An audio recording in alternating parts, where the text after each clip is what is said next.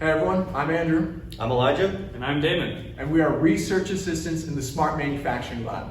It's almost been a year since we shared an update, so we're here today and we're going to share an update with you. Yeah, so in the last year, a lot of work has been done in this lab.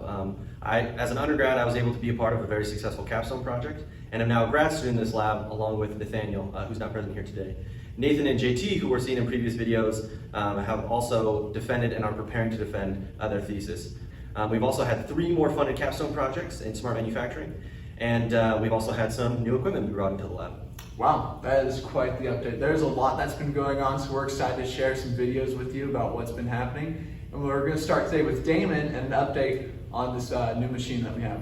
All right, let's get started.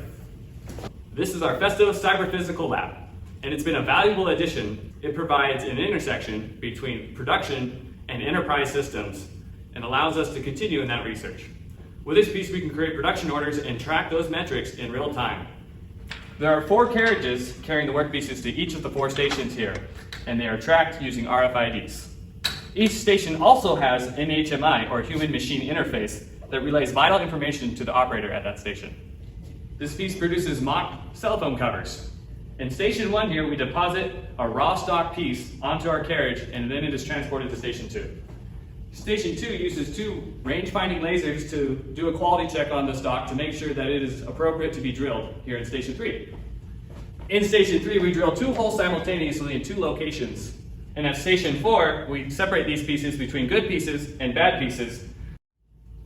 Thanks, Damon. That was really cool. I'm excited to see the future projects with this. So yeah, stay tuned because next week we're going to be doing a video on mobile AR quality check on station 3. So like and subscribe.